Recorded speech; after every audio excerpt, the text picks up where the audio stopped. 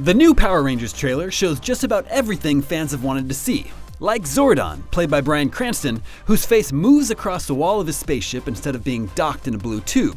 Cranston voiced some villains on the original Mighty Morphin Power Rangers show, so he's actually returning to the franchise for his role as Zordon. There's also Alpha 5, voiced by Bill Hader, who is dumpier and a bit more wisecracking than the original, but he still has the space saucer head we all remember. And yes, according to Trini, the command center is now Zordon's spaceship buried deep underground. They access the ship from a cave where they do their training against these holograms of the new Putty Patrol. More on them in a moment. You can see stairs leading into the ship from the cave. It seems like we'll be seeing some build up to the Rangers before they morph, like seeing them glow their colors in the water, discovering they have super strength and sick abs, and the ability to jump crazy distances. Some people are against them having powers without morphing, but that was introduced in later iterations of the show after Mighty Morphin, so it looks like they're using it here to show them getting used to their new powers gradually instead of only when they morph. Now, the Putty are Rita Repulsa's henchmen. They used to be silly, easy to defeat goons, but we see Rita creating these new Putty by dragging her staff along the ground and creating these hulking golems out of the environment.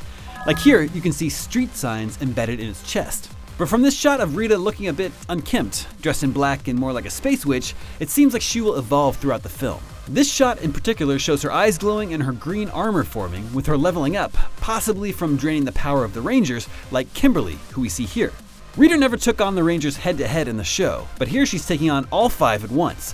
And if you look closely, you can see she's landing on a chair with someone sitting in it. You can barely make out a hand. We don't know who this is, but it's clear Rita wants them gone and she isn't messing around. And let's just get this out of the way. She looks like an evil green Power Ranger, and this gem in her staff looks like it could be a green power coin. So all signs point to her being the original Green Ranger, probably a fallen Ranger that turned on Zordon. And we wouldn't be surprised if she gets defeated at the end of the movie and that green power coin winds up in a place where one Tommy Oliver could find it. We hear Jason say it's morphin' time, and we get a slow motion walk of the Rangers morphed into their suits, doing superhero landings and fighting some new Putty who look tougher but seem to break apart and go down just as easily. We see the Zords in all their glory stampede into town to take on Rita and Goldar. This is probably the end of the movie where the Rangers are exposed to the public for the first time when they try to stop Angel Grove from being destroyed.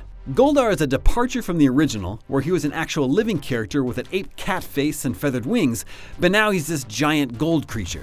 Earlier, we saw Rita inside a jewelry store, so the theory is that she spends the movie gathering gold to recreate Goldar before unleashing him on Angel Grove. In the original show, the Rangers would immediately assemble into the Megazord, but it looks like we'll be seeing them use the Zords to fight individually before teaming up.